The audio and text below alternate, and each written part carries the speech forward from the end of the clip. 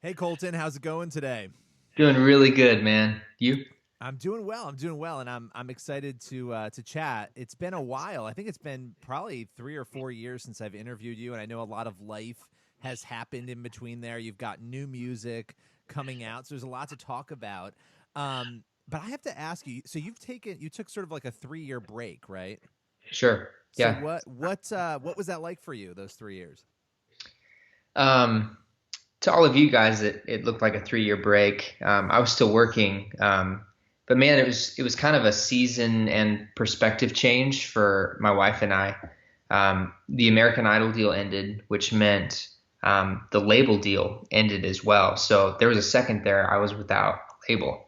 So we were really having to trust God that He knew what He was doing, and which is sometimes easier said than done. It's fun when you have to practice what you preach. All the time, easier said than done. I feel like, Yeah. yeah. Uh, but it turned out really great. We're now with Atlantic Records, and I've been writing the last 2 to 3 years. I feel like we've written enough songs for like 7 albums, and you guys are getting like the smallest little taste. But we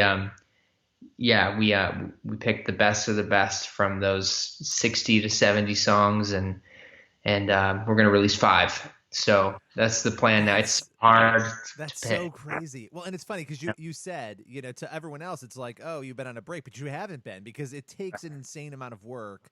And I think Yeah, to the rest of the world, something comes out and it's like, great, the music's there, but they don't realize what goes into that process, the years of work. I mean, 60 to 70 songs. it's a lot of songs. That's And crazy. what's hard for me is there's so many other songs that I really want to put out. So I was in working with a label. I'm like, okay, I'll agree to an EP. It's hurting me, but I'll agree to an EP because we really believe in these five. But man, like, please don't tell me that that means other ones will never see the light of day. And they're like, no, no, no, no. We're gonna start small and we'll work our way. I'm like, okay, great. Okay, you're like, let's do it. But still, that's hard because those are your babies. Like you put so much work into that. So talk about Miracles a little bit because I love the song. First of all, I think it's great. Thank What you. what went into you writing that? What was the impetus for that? Yeah, honestly, it was that season of unknown. We were kind of forced to slow down, and in doing so, kind of like the situation we're in right now, too. Honestly, when you're forced to slow down, you start to see and appreciate all the little things, all the little blessings. We consider them miracles that happen every day. The fact that we woke up today is a huge deal, and it shouldn't be taken for granted. So, yeah, just appreciating the little things for the miracles that they really were is kind of what sparked the idea.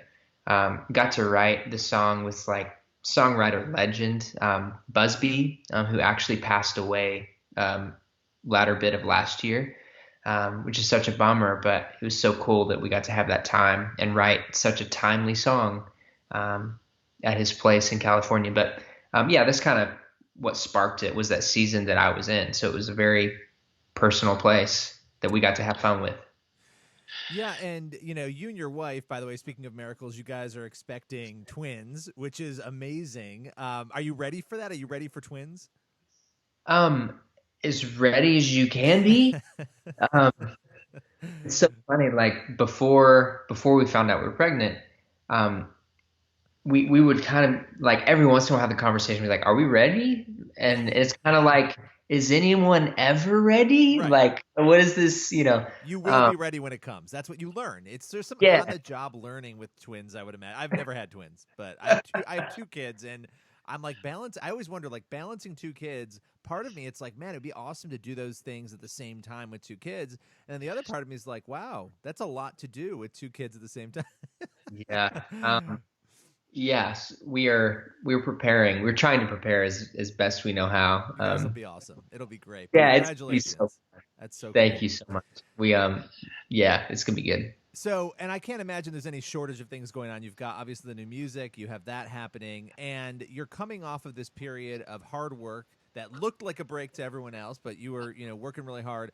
You have said that you went through, having your faith tested during that time. What are some of the ways? How did that happen? What were some of the things you learned, I guess, during that time? Sure. Well, I mean, basically, in losing that label deal, it was kind of like I lost my job there for a minute, which as an artist, you never really think about.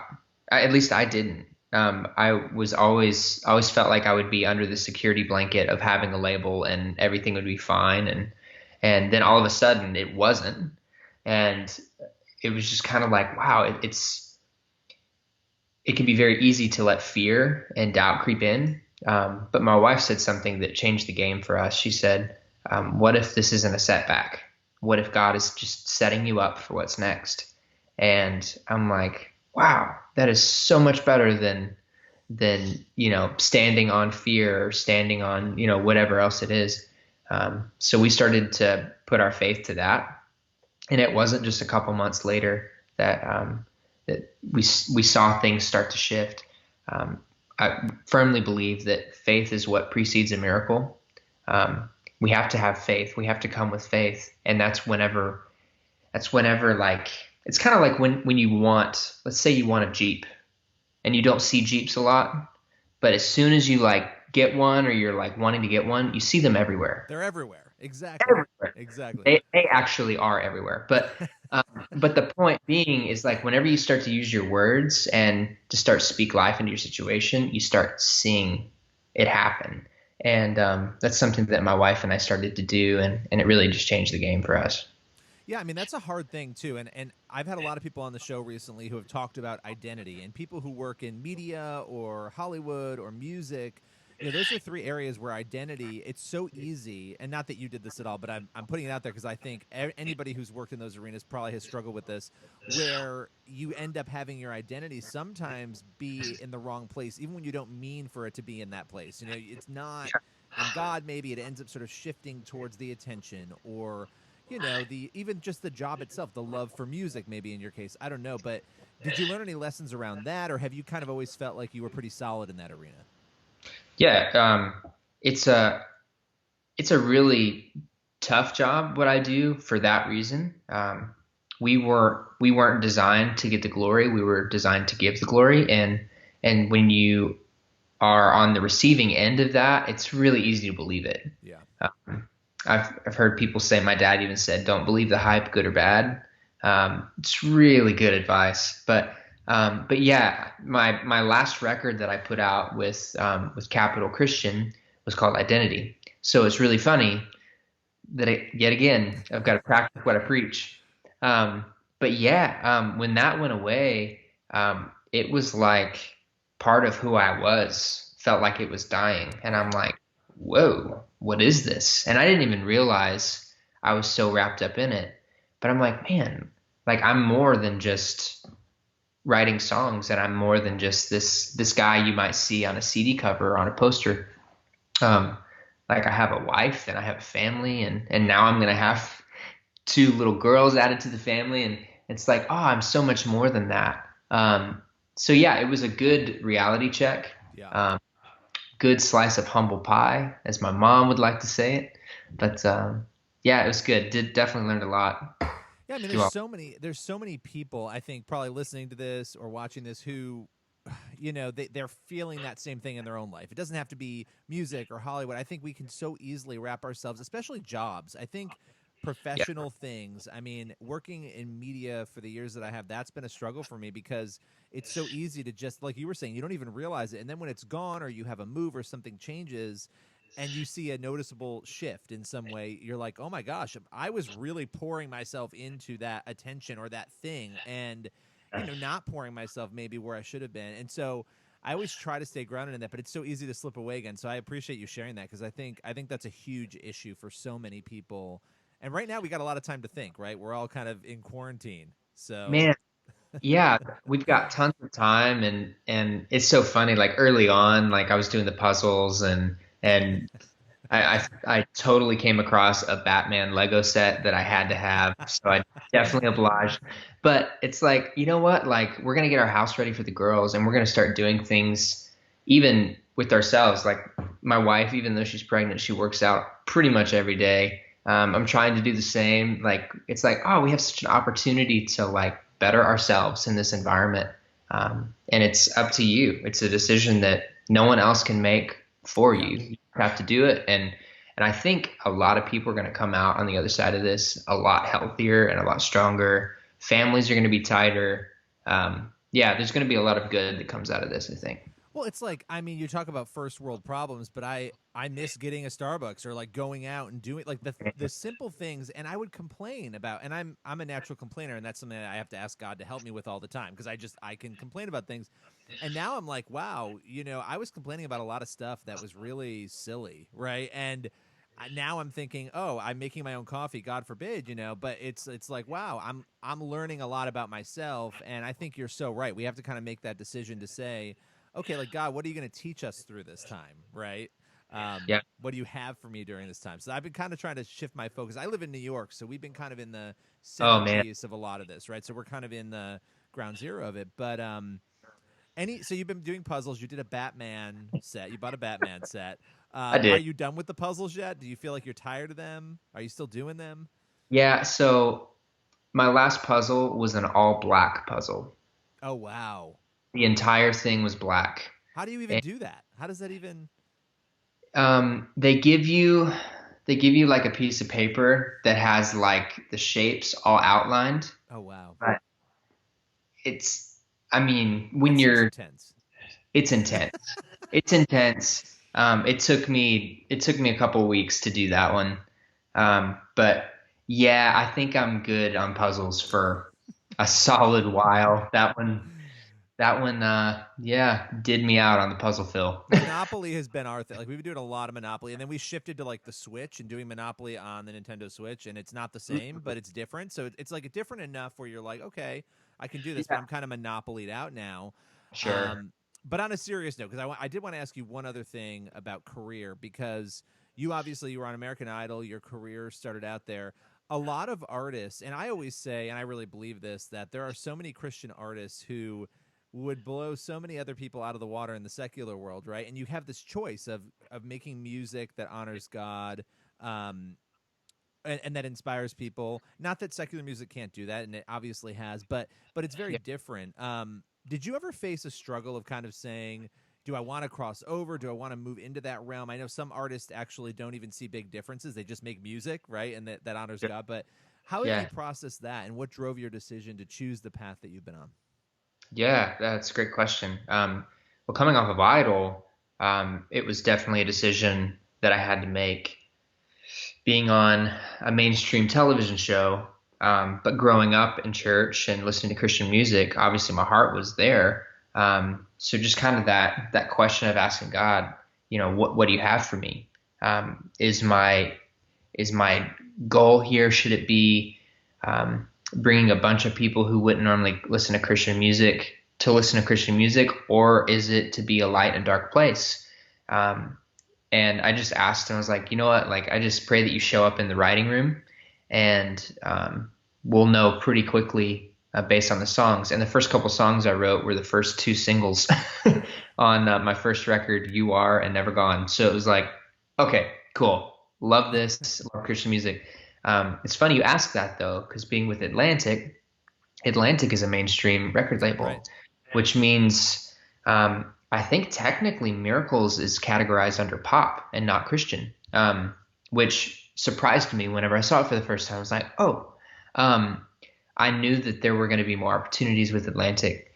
Um, but man, I think that's the thing that's always been on my heart is I love getting to like love on people and give people hope who don't necessarily know the lingo or Yeah. know all the stuff.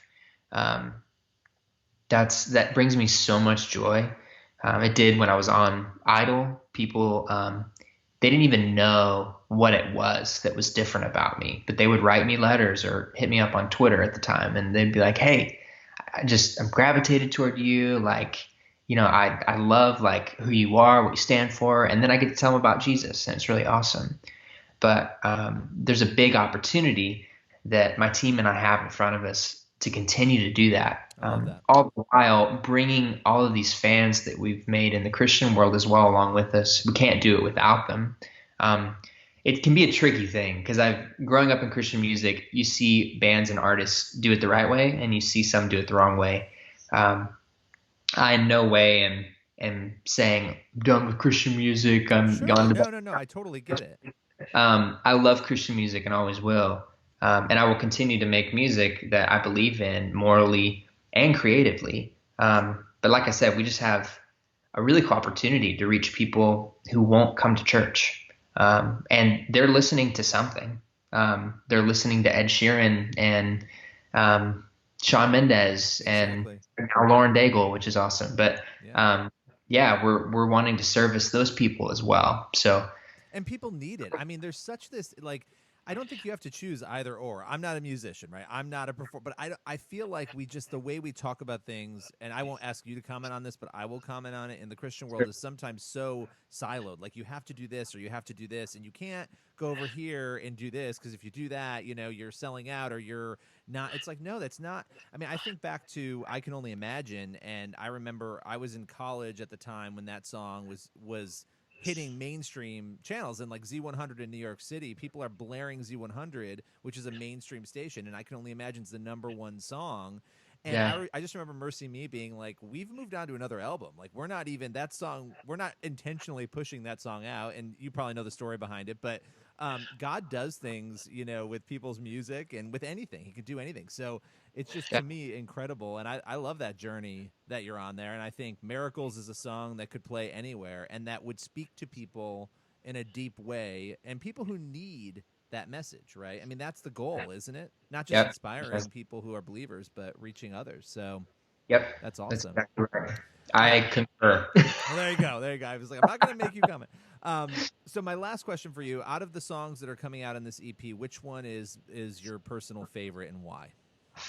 Oh, that's so hard. My first tour ever was with Third Day, and Mac Powell answered this question perfectly. He said, "Man, all of my songs are like kids. Every once in a while, you have an ugly one, but you love them all the same." That's great. It's I'll take fantastic. that. I'll take that. Um, However, I will answer this. I like them all for different reasons, but currently, my favorite is a song called "The Devil Is a Liar," which is actually out now. It's the last release we had. I love it because it's just like sticking it to Satan, and I love that. It's basically saying don't take the bait. Mm. The enemy,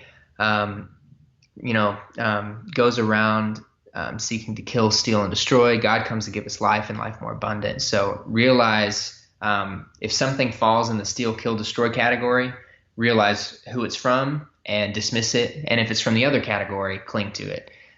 It's also just a really fun song to listen to. We had a lot of fun making it, but it's probably my favorite. I love that. Yeah, Well, and that's something that people don't. I feel like sometimes we avoid like we avoid even thinking about these topics, and it's so sure. essential to like the Christian walk, you know, Yeah, to be like right, and yet we don't talk about it enough. I feel like I don't know. So I love that that's your pick. Where can people find out about the music? It drops, I believe, in the next few days here, right? May 1st. so it's actually been postponed. The reason is we're shooting a music video for a song called Can't Quit You. And quarantine has kind of had us, we've had to be very creative. I'm actually jumping on a call here in a little bit to figure out how we're going to film this music video. So May 15th is the tentative date. Awesome. All A right, couple cool. weeks. It's not too bad. It's not postponed indefinitely, I promise. But yeah, coltondixon.com will keep you guys updated. I'm on Instagram as well, Colton Dixon Music. We're posting nursery things and I love home it. renovation things and All the other. exciting things you have to do to prepare for what's about to happen. You're gonna have a blast. You're gonna Yeah, have a it's good. blast. So good, man. Well, listen, thanks so much. I loved having you on. We'll have to have you back very soon again. Yes, thank you. Really appreciate your time.